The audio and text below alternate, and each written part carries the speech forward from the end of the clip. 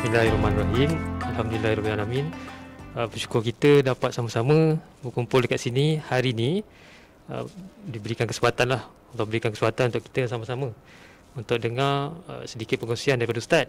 Jadi sebelum tu saya nak kenalkan lah Ustaz kan. Nama Ustaz adalah Ustaz Haji C. Zamzam. Jadi beliau ni seorang pesara kerajaan dan sekarang ni bertugas sebagai Peguam Syar'i Negeri Melaka dan juga penceramah bebas. Jadi hari ni Ustaz akan kongsikan dekat kita sedikit tentang Isra' Mi'raj lah, insya-Allah. Baik, jadi saya serahkan kepada Ustaz lah. Kita sama-sama dengar lah. Kalau ada soalan ke, kita boleh tanya. Assalamualaikum warahmatullahi wabarakatuh. Alhamdulillahilladzi khalaqal insan liibadatihi wa arsala rasulahu Muhammadan sallallahu alaihi wasallam. Wassalatu wassalamu ala Sayyidina Muhammad khaira anbiya'ihi wa rusulih wa ala alihi wa ashabihi wa man sara ala nahjihi ila yaumiddin. Ayuhal mu'minun ittaqullah usikum wa iyaya bittaqwallah faqad fazal muttaqun, amma ba'd. Alhamdulillah, terima kasih kepada pengacara majlis. Alhamdulillah kita dapat bersama-sama hari ini dalam studio Melaka hari ini dalam satu program yang dinamakan Kapsul Ramadan. Kepada rakan-rakan dalam studio ni, alhamdulillah kita bersyukur kepada Allah, ya. Dan sekarang ni kita berada dalam bulan Rejab dan insya-Allah kita akan meneruskan dan mudah-mudahan umur kita panjang, Allah Taala pertemukan kita Syakban yang bakal menjelang, dan insya-Allah kita bersama-sama berdoa kepada Allah mudah-mudahan umur kita juga dipanjangkan agar kita dapat bertemu Ramadan yang bakal menjelang. Jadi antara doa rakan-rakan penonton, iaitu antara doa yang kita selalu baca, yang kita baca, kita merujuk dalam satu hadis baginda Nabi sallallahu alaihi wasallam, Allahumma barik lana fi Rajab wa Sya'ban wa balighna Ramadan. Ya Allah, berikanlah kami berkat dalam bulan Rejab, berkat dalam bulan Sya'ban, dan kita berdoa kepada Allah moga-moga umur kita ni disampaikan ataupun dipanjangkan umur kita dapat berjumpa bulan Ramadan insya-Allah. Rakan-rakan saya yang saya kasih, bila kita bercakap tentang 3 bulan ni, iaitu bulan Rejab, bulan Sya'ban dan juga bulan Ramadan. Jadi ketiga-tiga bulan ni dia ada dia punya kelebihannya, keistimewaannya. Kerana kalau kita menyebut atau kita bercakap tentang bulan Rejab, kita teringat dalam bulan Rejab itu ada satu malam yang agung yang dinamakan Malam Isra' dan Mi'raj. Dan bila kita bercakap tentang bulan Sya'ban, ya, dalam bulan Sya'ban tu ada satu malam yang mulia yang dinamakan Malam Nisfu Sya'ban. Dan bila kita bercerita atau kita bercakap atau kita membincangkan tentang bulan Ramadan, dalam bulan Ramadan itu ada satu malam yang hebat juga yang dinamakan Lailatul Qadar. Inilah kelebihan yang ada dalam bulan Rejab, dalam bulan Sya'ban dan juga dalam bulan Ramadan yang bakal menjelang insya-Allah. Jadi rakan-rakan penonton, saya ingin menceritakan atau kita berbincang ataupun kita nak cuba nak muzakarah, ya, iaitu bila saya sebut awal tadi tentang Rejab ni ada satu malam yang dinamakan Malam Isra' dan Mi'raj. Baik, kalau kita melihat atau kita merujuk dalam surah Al-Isra', ayat yang mula-mula sekali Allah sebut subhanallazi asra bi'abdihi lailam minal masjidil haram ilal masjidil aqsa allazi barakna hawlahu linuriyahu min ayatina innahu wassami'ul basir. Baik, ayat ni Allah SWT menyebut tentang, iaitu kisah dirakamkan ataupun diceritakan tentang perjalanan Nabi, iaitu untuk diberikan satu mukjizat yang tidak pernah diberikan kepada mana-mana Nabi yang terdahulu hanya diberikan kepada baginda Rasulullah, iaitu Nabi diangkat ke langit pada malam Isra' dan Mi'raj. Sebab tu ayat yang saya baca awal tadi, bila Allah Ta'ala menyebut Subhanallazi, Maha suci Allah. Baik, bila kata Subhanallah ni satu benda yang luar biasa. Ya, benda yang ajaib. Macam saya bagi contoh, bila kita sebut Subhanallah, Maha suci Allah, satu benda yang luar biasa. Macam contoh kita tengok pelangi kan. Nampak pelangi, Subhanallah, Maha suci Allah. Itu maknanya satu benda yang luar biasa.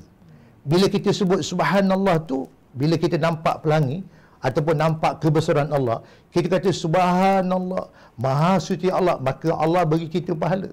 Tapi kalau nampak pelangi, tengok pelangi, oh wonderful, tak ada pahala lah. Sebab tu bila kita tengok kebesaran Allah, nampak pelangi, nampak matahari, nampak air terjun, hatta nampak muka suami kita pun, ya, nampak muka isteri kita, Subhanallah, cantik suami aku ni, jelita si aku ni, maka Allah Ta'ala bagi pahala. Ya. Jadi kalau kita lihat rakan penonton, dalam ayat yang saya baca tadi, bila Allah sebut Subhanallazi asra bi'abdihi lailam minal masjidil haram ilal masjidil aqsa, Allah Ta'ala nak menyebut satu peristiwa yang berlaku ke atas Nabi Muhammad ni. Nabi diangkat, iaitu untuk diberikan satu anugerah. Nabi nak bertemu dengan Allah SWT pada malam Isra' dan Mi'raj. Baik, bila kita sebut atau kita bercerita atau kita berbincang tentang kisah Isra' dan Mi'raj, subhanallah, banyak dia punya perjalanannya yang panjang, hikmah-hikmahnya yang kita boleh jadikan satu iktibar untuk kita bersama, ya. Khususnya kita ni umat Nabi dan kita sekarang ni berada di akhir zaman. Rakan-rakan penonton, kalau kita lihat cerita tentang Isra' Mi'raj ni, masya-Allah, ya. Dia kalau kita nak bincang, dan dia panjanglah. Kalau kita nak bincang, kita nak cuba muzakarah, saya kira 3 hari 3 malam pun tak selesai. Ya. Sebab tu kalau kita melihat kisah Isra' Mi'raj ini, Nabi dia satu orang dilantik oleh Allah SWT untuk nak menyampaikan risalah Tuhan. Ya. Kalau orang tanya kepada kita, ya, kenapa berlaku kisah Isra' Mi'raj ini? Dan kisah Isra' Mi'raj ini apakah dia berlaku dalam mimpi ataupun dalam keadaan sedar? Ini yang ulama bincangkan. Supaya kita yang paling penting, iaitu yang paling penting kita nak ambil dia punya ibrah. Apa tu ibrah? Dia punya pengajaran, dia punya iktibar. Kenapa Nabi dibawakan, ya, menghadap jumpa Allah Ta'ala pada malam Isra' dan Mi'raj? Kenapa kisah Isra' Mi'raj itu berlaku pada waktu malam, ya? Dan kalau saya nak sentuh sikitlah, ya, sejarah kisah Isra' Mi'raj ini, walaupun ulama berbeza pandangan tentang tarikh berlakunya, ya, ada yang kata tarikh berlakunya pada malam 27 Rejab, ada yang kata berlaku ketika Nabi dilantik jadi Rasul, ada yang kata selepas beberapa hari Nabi dilantik jadi Rasul, berlakunya kisah Isra' dan Mi'raj. Tapi pada saya, yang pentingnya kisah tu memang betul-betul berlaku. Bila tarikh berlaku tu tak penting. Tapi yang penting kisah tu memang berlaku. Dan dia dirakamkan, disebut dalam Al-Quran. Lepas tu ayat yang saya baca tadi, bila Allah sebut Subhanallazi asra bi'abdihi, Maha suci Allah yang telah mengisrakan hambanya. Baik, siapa tu hambanya? Baginda Rasulullah. Ya, cerita tentang Isra' Mi'raj ni, subhanallah, masya-Allah, ya. Kalau kita baca sejarah, sebelum Nabi nak diangkat, ya, nak diangkatkan pada malam Isra' Mi'raj tersebut, kita lihat Nabi ni satu orang, dia berdakwah kepada kaumnya, Nabi ditentang, ya, Nabi dihalang, Nabi dikata macam-macam, masya-Allah. Dalam keadaan Nabi macam seolah macam Nabi ni macam dia nak menanggung ujian tu sangat besar bila nak menyampaikan dakwah kepada umatnya.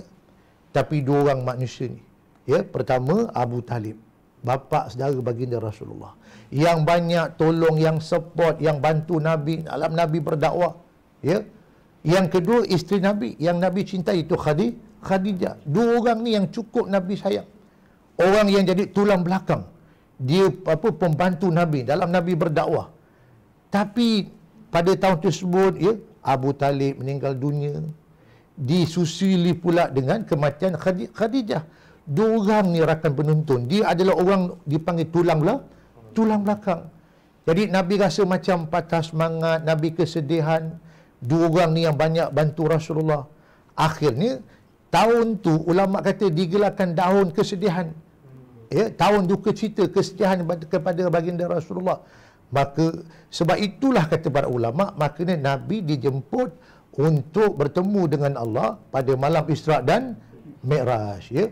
Cerita tentang Isra' Mi'raj ni rakan-rakan penuntun, ya. Kenapa berlaku je? Itu yang pertama kata para ulama, sebab kerana untuk nak meningkatkan keimanan baginda Rasulullah. Ya, yang kedua kita nak cakap dalam bahasa kita yang mudah fahamlah. Ya, kalau orang sedang bersedih, sedang berduka cita, ya. Kalau isteri bersedih, maka suami yang memujuknya. Kalau suami berduka cita, siapa yang memujuknya? Isterinya. Jadi bila Nabi ni bukan calon-calon manusia. Nabi adalah kekasih Allah SWT. Jadi Allah SWT nak orang kata apa, macam nak menghiburkan hati baginda Rasulullah. Satu kata para ulama, kenapa berlaku kisah Isra Mi'raj? Kerana untuk nak memantapkan, nak memperteguhkan keimanan Rasulullah ni kepada Allah SWT. Yang kedua, nak menghiburkan hati baginda Rasulullah yang bersedih, berduka cita. Kematian dua orang insan yang memang Nabi sayang, iaitu Abu Talib dan juga Khadijah, orang yang jadi tulang belakang kepada Rasulullah dalam Nabi berdakwah, nak menyampaikan risalah Tuhan. Tuan-tuan, rakan penuntun, saya nak ringkaskan cerita tentang Isra' Mi'raj ini. Cerita Isra' Mi'raj ini bukan cerita dongeng. Ini bukan cerita penglipu lara. Dia maknanya betul-betul berlaku dalam keadaan sedar. Ya, dan walaupun ulama berkata, ada yang kata berlaku dalam keadaan di alam ruh, ya, dalam mimpi, tapi yang sebenar-benar jumhur ulama mengatakan Isra' Mi'raj itu adalah satu kisah yang betul-betul berlaku dalam keadaan Nabi ni, iaitu dalam keadaan sedar dengan jasad dan ruh sekaligus. Sebab tu kita wajib beriman kepada kisah Isra' dan Mi'raj, sebab dia disebut dalam Al-Quran.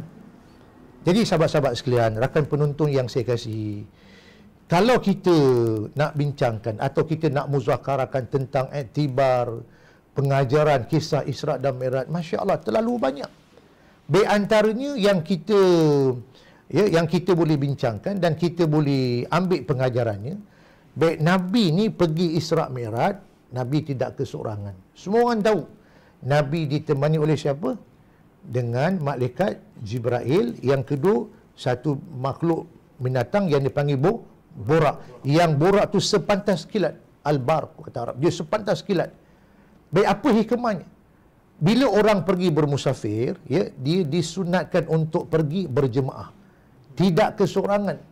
Apatah lagi kalau seorang perempuan, kalau dia nak pergi bermusafir, dia dituntut atau diwajibkan pergi dengan, sama ada dengan suaminya, kalau tidak ada suaminya, bersama dengan mahramnya. Jadi kalau kita lihat kisah Isra' Mi'raj ni rakan menuntun, Nabi pergi tidak keseorangan. Nabi pergi bersama dengan malaikat Jibril mewakili golongan para malaikat, dan borak mewakili golongan binatang, dan Nabi mewakili golongan manusia. Menunjukkan, saya nak beritahu, kata para ulama, iaitu Nabi pergi Isra' Mi'raj itu dengan berjemaah. Maknanya kita boleh ambil pengajaran atau iktibarnya, kalau kita nak pergi bermusafir, maka hendaklah kita ni pergi dengan berjemaah. Itu yang pertama. Baik, yang kedua, apakah iktibar yang kita boleh pelajari atau kita ambil daripada kisah Isra' dan Mi'raj? Yang kedua ialah bila Nabi meneruskan perjalanan, baik daripada mana? Daripada Masjidil Haram, di mana? Di Mekah Al-Mukarramah, yang di situ adalah tanah haram, tanah yang diberkati. Daripada Masjidil Haram sampailah ke Masjidil Aqsa di Palestin, yang juga tanah ni diberkati. Ya. Dalam perjalanan tu, subhanallah, Masya Allah, Nabi digambarkan, Nabi diperlihatkan macam-macam kisah. Macam-macam yang Nabi nampak. Perkara yang luar biasa. Ya, yang pelik-pelik. Sebab tu ayat yang saya baca awal tadi, bila Allah sebut subhanallazi asra bi abdihi, baik kata satu orang ulama yang masyhur, namanya Syekh Mutawalli Sya'rawi, baik kenapa Allah sebut ayat yang mula-mula tu subhanallah, untuk nak menggambarkan kisah ni satu kisah yang luar biasa. Ya, kisah yang luar biasa yang berlaku kepada siapa? Bi abdihi, dengan hambanya. Baik siapa hambanya? Baginda Rasulullah. Ya, nak menunjukkan kata Allah yang Allah tu maha berkuasa. Linuriyahu min ayatina. Allah kata nak menunjukkan yang kami ni maha berkuasa. Apa yang berkuasa? Allah yang maha berkuasa. Jadi Nabi diperlihatkan, Nabi dipertontonkan, Nabi nampak pemandangan-pemandangan, ya. Baik apa antaranya?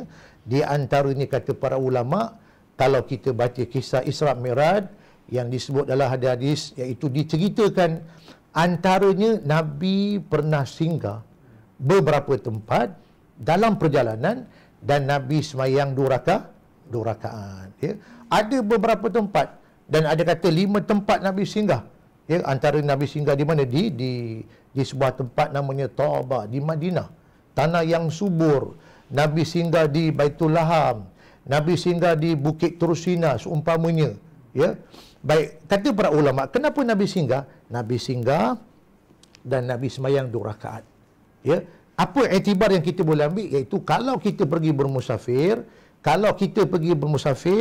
makanya kita ni kalau kita singgah di masjid, ya, ataupun di musalla, kita ni disunatkan untuk semayang sunat tahiyatul masjid 2 rakaat. Ya. Tapi dulu kita lah orang kampung-kampung kan, kalau mereka pergi berjalan, contohnya pergi ke Johor Bahru, pergi Singapura, pergi ke Kelantan, ya, singgah juga masjid.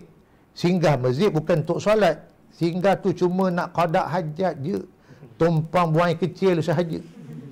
Betul, saya nak beritahu, kita ni digalakkan, dituntut. Kalau kita pergi musafir, cari masjid.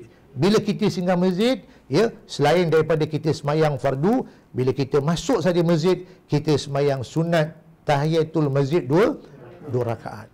Baik, sahabat-sahabat sekalian, dalam perjalanan, kata para ulama, apa yang Nabi diperlihatkan tentang cerita-cerita yang luar biasa? Kata para ulama, Nabi diperlihatkan satu gambaran, ya, satu orang petani yang sedang menanam tumbuhan, yang diketam tumbuhan tu, bila dia potong tumbuhan tu, maka tumbuh lagi cabang-cabang dia bercambah-cambah, banyak, subhanallah. Daripada satu tangkai tu dia ketam, dia potong, tumbuh lagi.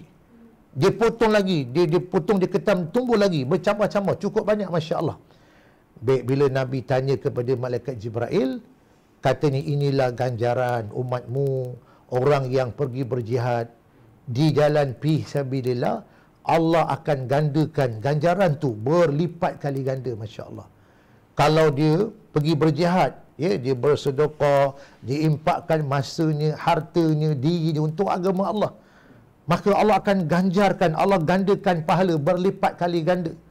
Jadi saya nak beritahu, kita cuba ambil kelebihan, ya, ganjaran. Kalau orang yang kita ni mungkin tak mampu nak berjihad, kita tak mampu nak pergi berdakwah, tapi kalau kita sedekah, ya, khususnya katalah kita bersedekah dalam bulan Rejab, dalam bulan Syakban, dalam bulan Ramadan yang bakal menjelang, insya-Allah, kalau umur kita dipanjangkan, kita ambil peluang kelebihan tu, kita bersedekah. Nabi kata walaupun kita sedekah sebutir kurma, ya, sebutir kurma tu, masya-Allah, dia boleh dapat menyelamatkan kita daripada azab api neraka. Ya, maknanya kita baca kisah Isra Mi'raj, kita nampak orang yang mengetam tumbuhan tadi itu, jadi dia bercambah, terbentuk kan, dia bertambah, tambah lagi cabang-cabangnya. Itu ganjaran orang yang mengimpakkan harta di jalan fisabilillah. Jadi sahabat-sahabat sekalian, ambillah kelebihan tu. Kita impakkan harta kita, kita bagi sedekah. Jangan jadi orang yang kedekut. Kalau dekat dalam poket kita ada 100, ada RM50, ada RM10, ada RM5, ada RM1, biasanya kita ambil yang mana? Kita ambil nilai yang paling kecil. Nak ambil 100 sudah dah tertarik, dah tengok, Allah galat pula. Jangan. dah tertarik pula yang 50. Allah galat pula, ya Allah, ini 50 ni beli McDonald, boleh makan anak beranak ni. Jangan jadi orang yang kedekut. Sebab tu bila Nabi nampak kisah tu, orang yang mengetam satu tumbuhan tu, dia bercambah-cambah tangkainya. Itulah ganjaran orang yang bila mereka mengimpakkan hartanya di jalan Allah SWT. Baik. Kemudian kan, antara cerita yang Nabi diperlihatkan, pemandangan yang Nabi nampak, sahabat-sahabat sekalian, apa Nabi nampak? Nabi nampak ada satu orang ni yang dia menghantukkan kepalanya dekat satu batu besar. Bila kepala dia berkecai pecah, ya, jadi balik kepala asal. Dia hantuk lagi. Kemudian tu kepala dia pecah, jadi balik kepala asal. Dia hantuk lagi, Masya Allah, berkecai lagi. Jadi Nabi pun rasa macam pelik lah. Ya, maka Nabi tanya kepada malaikat Jibril, kenapa berlaku demikian? Baik, maka ini diterangkan kepada baginda Rasulullah. Itulah gambaran umat Nabi. Orang yang tidak mengerjakan sembahyang. Orang yang tidak menunaikan sembahyang. Sebab tu kan, kalau kita lihat dalam kisah Isra Mi'raj ni, rakan penonton, ya, antara anugerah atau hadiah yang terbesar bila Nabi sampai ke mana? Ke Sidratul Muntaha. Sebab kisah Isra Mi'raj ini, dia daripada Masjidil Haram di Mekah Al-Mukarramah sampai ke Masjid Aqsa di Palestin kan. Kemudian itu Nabi dinaikkan ke atas. Sampailah Nabi naik ke atas ke Sidratul Muntaha. Nabi diperlihatkan tentang, ya, manusia yang diazab dalam neraka, manusia yang ditempatkan dalam syurga yang penuh dengan kenikmatan, ya. Sehingga Nabi dianugerahkan satu kefarduan yang kita semua tahu, itu kefarduan, kewajipan menunaikan perintah sembahyang. Baik, sebelum saya nak cerita yang penghujung tu, yang Nabi dianugerahkan perintah sembahyang. Tadi yang saya sebut tadi, Nabi diperlihatkan gambaran orang yang dihantuk kepalanya di atas satu batu yang besar, kepala tu berkecai, jadi semula hantuk lagi, berkecai lagi, Masya Allah. Ini adalah pemandangan yang ditunjukkan kepada Nabi ni, orang yang tidak menunaikan perintah sembahyang. Sebab tu kita ni kena jaga sembahyang. Kalau orang tanya kepada kita kan, bila kita balik bertemu kepada Allah, dalam banyak-banyak amalan, apakah amalan yang pertama sekali yang akan disoal di hari akhirat? Nabi kata, inna awwala ma yuhasabu bihil abdu yaumal qiyamah min amali solatuhu. Nabi kata, amalan yang pertama sekali yang akan dihisap besok di hari akhirat, bila kita balik bertemu kepada Allah, adalah tentang sembahyang. Dihisap yang pertama sembahyang. Kalau kita tak puasa, kita meninggal dunia, waris kita boleh tolong qadakan puasa kita atau dia bayar fidyah. Kalau kita masih hidup kat dunia, kita tak bayar zakat, waris kita boleh tolong bayarkan zakat untuk kita menggunakan harta kita. Kalau kita ada nazar, kita tak sempat laksanakan pada masa kita hidup, waris kita boleh tolong laksanakan nazar kita menggunakan harta kita.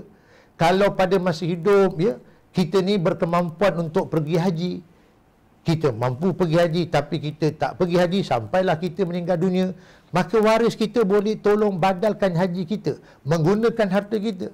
Tapi yang berlaku sekarang, waris kita bukan tolong badalkan haji kita gunakan harta kita, tetapi yang berlaku ditolong bedalkannya, ditolong bedalkan menggunakan harta kita. Tapi rakan penonton, ya, saya nak beritahu, iaitu sembahyanglah satu-satu amalan, ya. Kalau kita tidak sembahyang pada masa kita hidup, kalau kita meninggal dunia, bila kita balik bertemu kepada Allah, maka sembahyang yang kita tidak tunaikan pada masa kita hidup, waris kita, anak-anak kita, isteri kita atau suami kita atau keluarga kita tak boleh tolong qadakan sembahyang untuk kita. Kita tanggung sendiri. Itu kewajipan kita. Sebab tu kan, kalau orang tanya kepada kita, anugerah yang Nabi dapat pada malam Isra Mi'raj, itu Nabi dianugerahkan sembahyang untuk umatnya, iaitu dipardukan sembahyang sebanyak 50 waktu pada asalnya. Tapi disebabkan Nabi Musa AS sahabat Nabi yang baik, sebab tu rakan penonton, ya, kalau kita ni ada sahabat yang baik, ada rakan yang baik, bagi kita nasihat, bagi pandangan, kita mesti terima dengan hati yang terbuka, kita dengar nasihat dia. Nabi Musa ni sahabat baik Nabi.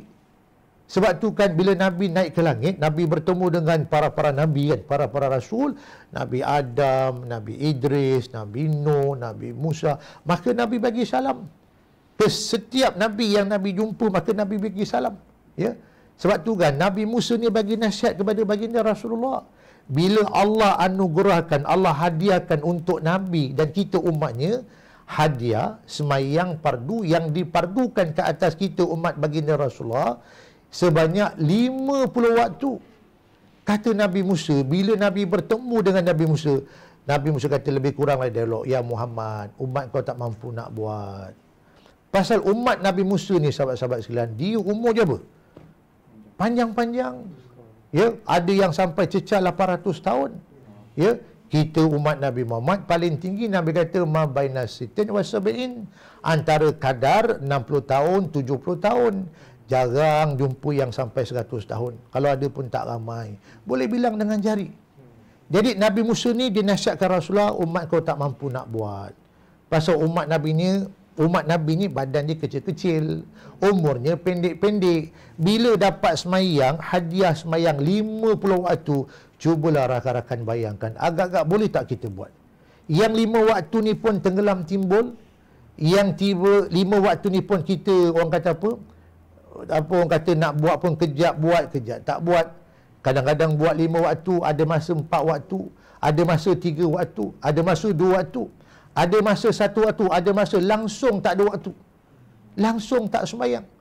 Ya, sebab tu saya kata sembahyang ni adalah amalan yang pertama yang akan dihisap besok di hari akhirat bila kita balik bertemu kepada Allah.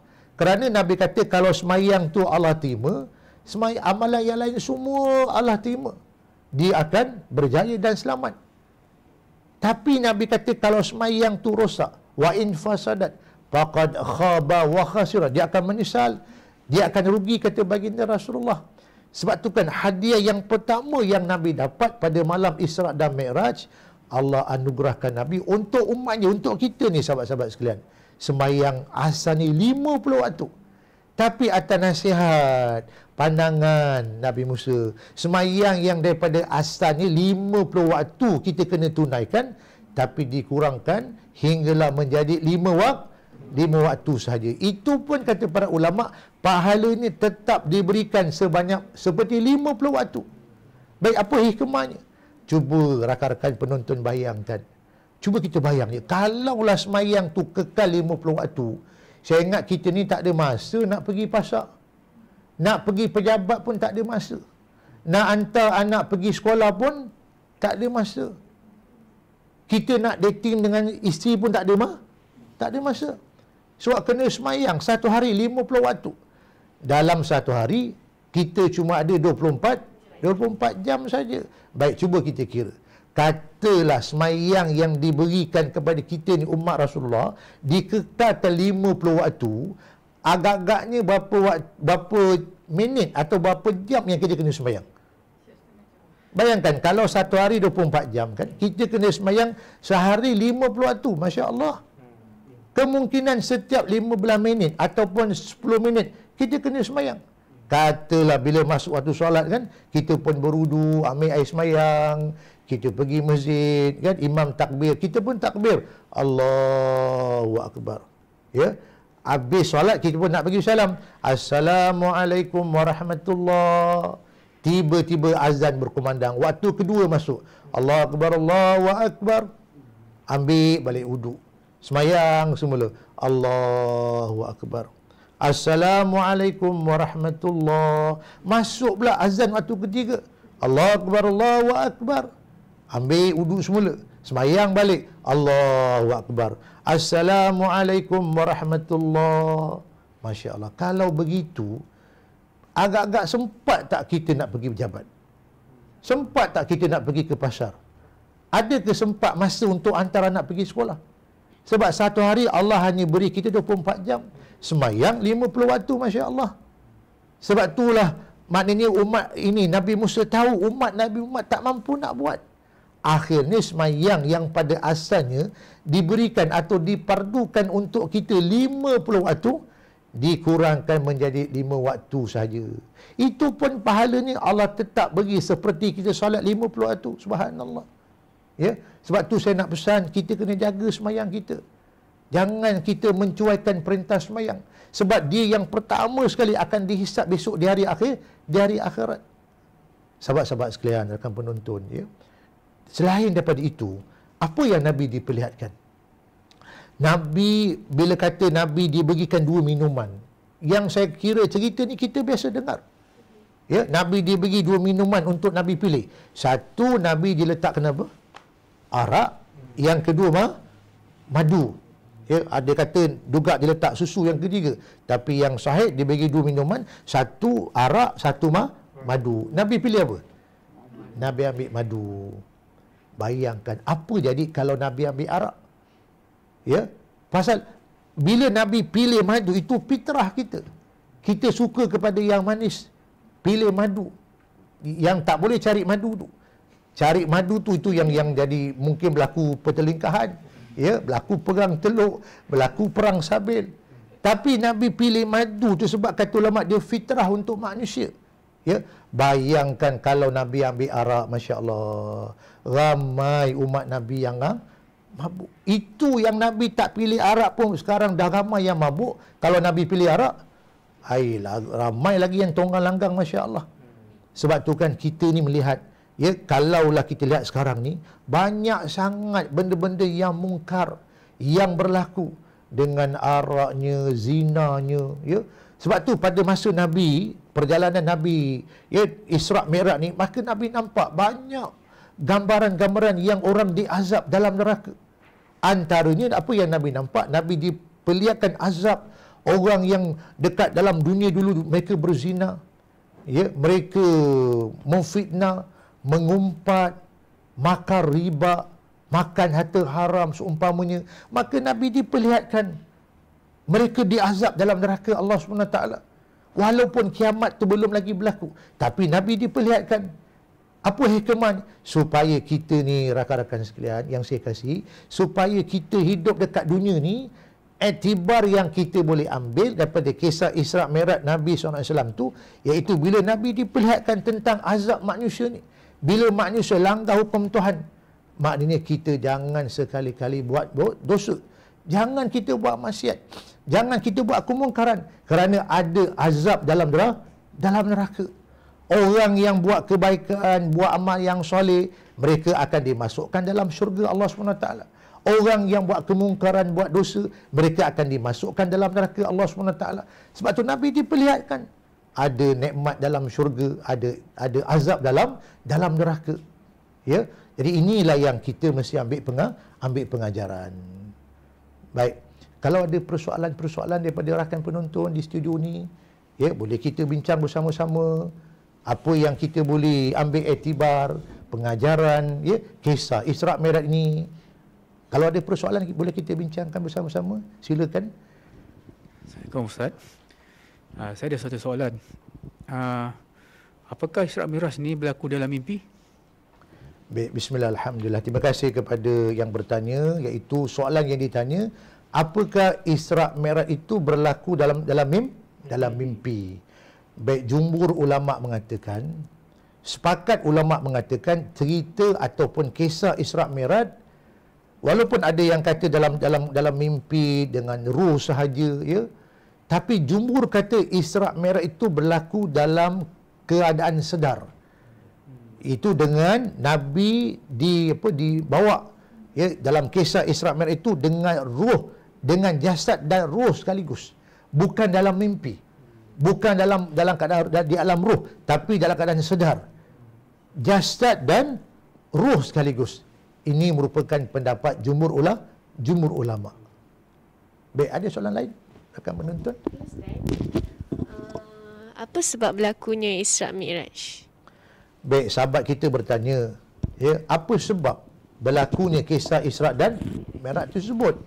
Baik, saya dah sebut awal tadi kan, kisah Isra' Mi'raj ini berlaku kerana sebab Nabi ni, masa Nabi berdakwah, Nabi ditentang, Nabi dihalang, Nabi dilemparkan macam-macam tuduhan yang macam-macam, sehingga Nabi tak sanggup menghadapinya. Ya, tapi dua orang insan yang Nabi cukup sayang, itu Abu Talib dan Khadijah isteri Nabi, yang tolong Nabi, yang sokong Nabi, yang beri bantuan kepada baginda Rasulullah. Maka kata para ulama, antara sebab kenapa berlaku kisah Isra Mi'raj kepada baginda Rasulullah, kerana sebab Nabi ni dia berdakwah kan, ditentang, dicabar hebat. Maka yang pertama untuk nak menambahkan keyakinan, keimanan Nabi kepada Allah SWT. Maknanya bila manusia ni balik bertemu kepada Allah SWT, ya, makanya kita mengharapkan ganjaran daripada Allah SWT. Yang kedua, Nabi ni sebab ketika setahun sebelum berlakunya kisah Isra Mi'raj, Nabi kehilangan dua manusia yang paling Nabi sayang, iaitu Abu Talib dan Khadijah isterinya. Maka Allah nak menghiburkan hati baginda Rasulullah, maka Nabi diangkat jemput naik ke langit bertemu dengan Allah SWT. Ya. Jadi Nabi diperlihatkan tentang, maknanya tentang nikmat dalam syurga, tentang azab dalam neraka, supaya Nabi sampaikan, Nabi khabarkan kepada umatnya, iaitu bila kita mati nanti memang betul ada alam lain. Ya, ada alam barzah, alam akhirat, ada titian sirat, ada neraca timbangan, ada syurga, ada neraka. Inilah kata para ulama kenapa berlakunya kisah Isra dan Mi'raj. Kalau ada persoalan lain yang kita boleh bincangkan. Bismillahirrahmanirrahim. Assalamualaikum warahmatullahi wabarakatuh. Soalan saya, apakah kita wajib beriman dengan peristiwa Isra dan Mi'raj? Bismillah, alhamdulillah. Sahabat kita bertanya, ya, apakah kita wajib beriman dengan kisah Isra dan Mi'raj? Sahabat-sahabat sekalian, ya, kisah Isra Mi'raj ini dia bukan kisah dongeng. Dia bukan kisah penglipu lara ataupun cerita-cerita rekaan. Cerita kisah Isra Mi'raj ini dia disebut ataupun dirakam dalam Al-Quran. Bila disebut, dirakam dalam Quran, maknanya ini adalah kisah yang benar-benar berlaku. Maka wajiblah kita orang Islam ni, kita umat baginda Rasulullah, wajib beriman dengan kisah Isra dan Mi'raj. Kita tak boleh menafikan. Ya, kalau kita menafikan atau kita tidak membenarkan, ataupun kita kata, iya ke, betul ke berlaku kisah ni, bimbang, takut ini boleh berlaku kerosakan kepada keimanan kita. Pasal cerita kisah Isra Mi'raj disebut dalam Al-Quran. Maka wajib ke atas semua kita orang Islam, wajib beriman cerita tentang kisah Isra Mi'raj memang benar-benar berlaku. Baik, kalau ada lagi soalan yang nak ditanya. Saya soalan. Saya tanya, apa hikmah dia Nabi diperlihatkan azab dekat neraka tu? Maksudnya dekat syurga pun ditunjuk, dengan neraka pun ditunjuk azab dia. Baik, sahabat kita bertanya, ya, apakah hikmahnya Nabi dipertontonkan, Nabi diperlihatkan tentang gambaran orang yang diazab dalam neraka, ya, ada orang yang dapat nikmat dalam syurga. Baik, maknanya kita mesti tahu tau. Kita mesti yakin bahawasanya kalau kita mati memang ada alam lain selain daripada alam dunia. Sebab itu kan dalam dunia ni berapa ramai orang yang berbuat baik tapi mereka belum lagi dapat balasan. Dalam dunia ni berapa ramai orang yang berbuat jahat. Dia buat maksiat, dia buat mungkar, dia buat dosa. Walaupun dekat dalam dunia mereka tidak dihukum ataupun mereka ni tidak mendapat seksa dekat dalam dunia, tapi ada hari lain. Ada hari lain maknanya manusia akan terima balasannya. Sama ada manusia itu berbuat baik ataupun dia berbuat jahat, dia buat dosa, ada balasannya. Baik, di mana balasannya? Akan disempurnakan. Quran kata, kullu nafsin zaikatul maut. Tiap-tiap yang ada nyawa pasti mati. Wa innama tuwaffawna ujurakum yaumal qiyamah. Maknanya kata Quran, hanya sahaja semua amalan yang manusia buat dekat dalam dunia ini, sama ada dia buat amalan yang berbentuk baik ataupun kejahatan dosa, akan dibalas di mana? Yaumal qiyamah. Quran kata di hari kiamat, besok, di hari akhirat. Sebab tu bila Nabi dipertontonkan, Nabi diperlihatkan tentang gambaran ada orang yang dapat nikmat dalam syurga, ada orang yang diazab dalam neraka. Maknanya ada alam lain yang akan berlaku, yang akan berlaku selepas kematian manusia, selepas kehancuran alam ini, itu alam akhirat. Sebab tu kita wajib beriman kepada perkara yang gaib. Quran sebut allazina yu'minuna bil ghaib, orang yang beriman kepada perkara yang gaib. Cerita tentang Isra' Mi'raj, alam akhirat, syurga, neraka, dia merupakan perkara gaib yang kita wajib beriman. Sebab itu bila kita bercakap, kita berbincang, ya, kenapa Nabi diperlihatkan, Nabi dipertontonkan hikmahnya, supaya kita ni bila kita mendengar, kita membaca kisah Isra' dan Mi'raj, mana kita ambil pengajaran. Allahu Akbar, adanya azab dalam neraka, adanya nikmat dalam syurga. Kalau saya buat baik, kalau saya mati besok lusa, bila berlaku ni hari kiamat, insya-Allah saya akan dimasukkan dalam syurga Allah SWT. Tapi kalau saya dekat dunia buat dosa, buat jahat, maka saya akan diazab dalam neraka Allah SWT. Sebab tu Quran mengisytiharkan. Quran kata, "Faman zuziha anin nar wa udkhilal jannah faqad faz." Kata Quran, barang siapa esok di hari akhirat, bila Allah mengisytiharkan, dia tidak dimasukkan dalam neraka, wa udkhilal jannah, dia dimasukkan dalam syurga Allah. Quran kata apa? Faqad faz, maka mereka itulah orang yang paling berjaya. Mereka itulah orang yang paling beruntung. Sebab tu kita ni rakan-rakan sekalian yang saya kasih, bila kita mendengar, kita berbincang, kita bermuzakarah kisah tentang Isra' dan Mi'raj, yang paling penting pada saya sebagai kesimpulan pada hari ini, iaitu bukan sekadar kita mendengar, bukan sekadar kita bercerita ataupun kita membaca sahaja. Yang paling penting kita mengambil ibrahnya, ambil pengajarannya, ambil iktibarnya. Kalau sekadar kita dengar, kita baca, ya, berulang kali saban tahun, kita meraihkan sambutan Isra' Mi'raj, tapi kalau amalan kita tak berubah, perangai kita tak berubah, sikap kita tak berubah ke arah lebih baik, maka itu pada salah satu kerugian. Sebab tu bila kita membaca, kita mendengar ceramah, kisah tentang Isra' dan Mi'raj, yang paling penting kita nak ambil pengajarannya, agar kita ni cuba untuk kita ubahkan sikap kita, amalan kita, akhlak kita menjadi orang yang lebih baik. Sebab tu kan kita doa kepada Allah, Allahumma barik lana fi Rajab wa Sya'ban wa balighna Ramadan. Ya Allah, berikanlah kami keberkatan dalam bulan Rajab. Dalam bulan Rajab, bila kita berbincang atau kita mendengar kisah Isra' Mi'raj, maknanya bukan sekadar kita mendengar sahaja, tapi kita nak ambil pengajarannya, nak ambil kisah-kisah tu sebagai pengajar untuk kita ubahkan sikap kita. Allah ada azab neraka, ada nikmat syurga, Nabi diperlihatkan. Jadi kita belajar untuk ubah sikap kita. Kemudian kita akan, insya-Allah kalau umur kita panjang, kita menyambut bulan Sya'ban, ya. Bulan Sya'ban itu juga ada malam nisfu Sya'ban, ada kelebihannya. Kita banyakkan berpuasa. Dan kalau usia kita panjang, umur kita panjang, kita berdoa kepada Allah, moga-moga umur kita dilanjutkan Allah, kita bertemu, jumpa Ramadan, Masya Allah, subhanallah, penuh dengan ganjaran pahalanya. Dalam tu ada Lailatul Qadar, ada nuzul Quran.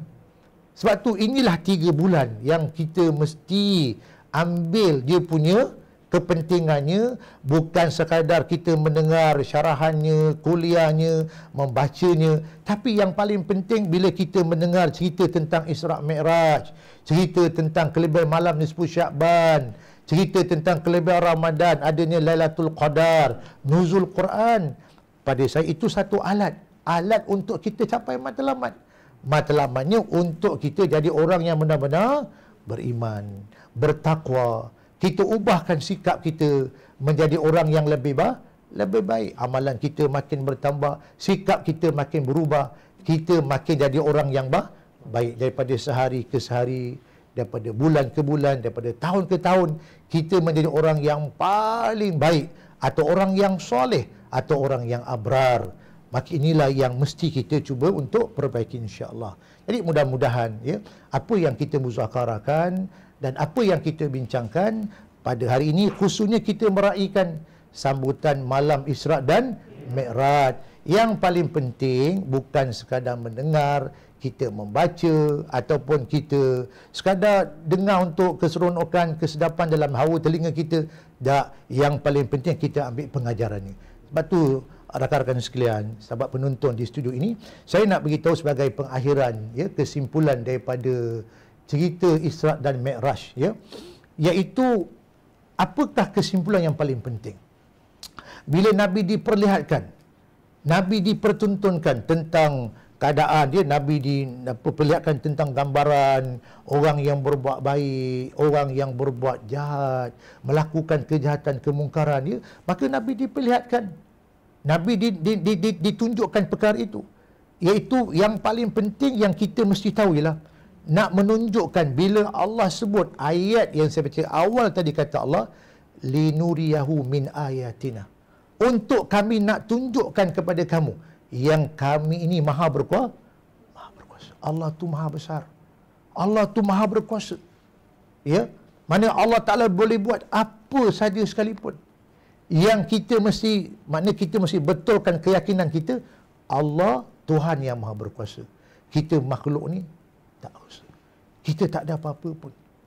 Sebab tu kan bila kita baca kisah Isra Mi'raj, bila Nabi kembali ke dunia, bila Nabi ceritakan kepada orang Quraisy, ramai yang menafikannya. Alah, Muhammad ni lebih kurang dia berang lah. Dia kata dia pergi sampai ke Baitul Maqdis, dia cerita sampai dia naik ke langit, sampai ke Sidratul Muntaha, ya. Ada antara mereka yang kata, orang-orang yang menafikan Nabi punya cerita kisah Isra Mi'raj, dia kata Muhammad ni bohong, dusta. Kita dah sampai dekat Palestin. Bayangkan rakan-rakan, daripada Mekah nak sampai ke Baitul Maqdis, ya, perjalanan cukup jauh, Masya Allah. Tapi Muhammad cerita dia balik pada malam tu juga, ya. Maka ramai yang tuduh Nabi. Dan apa yang berlaku, ada di antara mereka yang telah beriman dengan Rasulullah, yang percaya kepada Nabi sebelum tu, tapi bila Nabi cerita tentang kebenaran, Nabi berjalan daripada Masjidil Haram sampai ke Baitul Maqdis, sampailah Nabi naik ke langit, sampai ke Sidratul Muntaha, antara mereka ada yang murtad, keluar daripada Islam, Masya Allah. Tapi sahabat Nabi siapa dia? Sayyidina Abu Bakar. Orang Quraisy jumpa baginda Rasulullah, wahai Abu Bakar, kawan baik kamu cerita sekian, yang dia di Isra' Mi'rajkan, naik ke langit sekian, apakah kamu percaya? Kata Sayyidina Abu Bakar, kalau itulah yang datang daripada perkataan Muhammad baginda Rasulullah, aku akan sentiasa membenarkan. Bahkan lebih daripada itu, aku akan membenarkan percakapan Rasulullah. Sebab tu sahabat Nabi yang cukup Nabi sayang, Sayyidina Abu Bakar, yang kita semua tahu apa gelaran dia. Abu Bakar As-Siddiq. Dia digelar Abu Bakar orang yang paling membenarkan. Sebab tu kita mesti membenarkan apa sahaja, ya, percakapan, kata-kata yang disampaikan oleh Nabi kita baginda Rasulullah, itu adalah perkara yang benar-benar berlaku. Sebab tu bila antara sahabat sekalian yang bertanya tadi, apakah kita wajib beriman? Kita wajib beriman. Dengan kisah Isra' dan Mi'raj ni betul-betul berlaku. Itulah yang paling pentingnya. Dan saya ulang balik, bukan sekadar kita mendengar, tapi yang paling penting kita ambil pengajarannya. Kita belajar untuk ubahkan sikap kita, akhlak kita, amalan kita. Kerana Allah tu maha berkuasa. Ya, kerana hidup lawannya mati, dunia lawannya akhirat. Lepas kita mati, kita akan bertemu hari kiamat, kita akan balik bertemu kepada Allah SWT. Maka di situlah amal kita akan disempurnakan. Segala kebaikan-kebaikan kita, amalan kita, kejahatan yang manusia buat akan dibalas besok di hari akhirat. Jadi mudah-mudahan insya-Allah apa yang cuba kita bincangkan, ya, yang kita muzakarakan, iaitu khususnya pada ketika ini kita meraihkan, kita menyambut, ya, malam Isra' dan Mi'raj yang berlaku dalam bulan Rajab ini, masya-Allah. Mudah-mudahan kita ambillah pengajaran insya-Allah, dan kita berazam menjelang Syaban insya-Allah, ya, Ramadan yang bakal tiba, kita cuba tingkatkan keimanan kita, kita perbaiki amalan kita, perbaiki akhlak kita. Mudah-mudahan kita menjadi orang-orang yang berjaya. Bukan sekedar berjaya dekat dunia yang sebentar ini, rakan-rakan. Yang paling penting kita berjaya di mana? Kita berjaya di alam akhirat, insya-Allah, ya. Insya-Allah mudah-mudahan kita bertemu lagi, dan terima kasih kepada rakan-rakan, ya, yang sudi bersama pada hari ini di studio Melaka hari ini. Kita mengadakan satu program kapsul Ramadan. Kita membincangkan satu tajuk yang khusus. hikmah di balik rahsia kejadian malam Isra' dan Mi'raj. Sekian, Assalamualaikum warahmatullahi wabarakatuh. Waalaikumsalam warahmatullahi wabarakatuh. Sama-sama. Jadi banyak yang kita dapat, yang kita tanya pun Ustaz dah jawab soalan tu. Antaranya pengajaran yang kita boleh dapat adalah wujudnya betul azab di neraka dan nikmat di syurga tu lah. Jadi kami semua ucapkan terima kasih banyak kepada Ustaz yang sudi datang pada hari ni lah. Terima kasih banyak-banyak. Sama-sama, insya-Allah.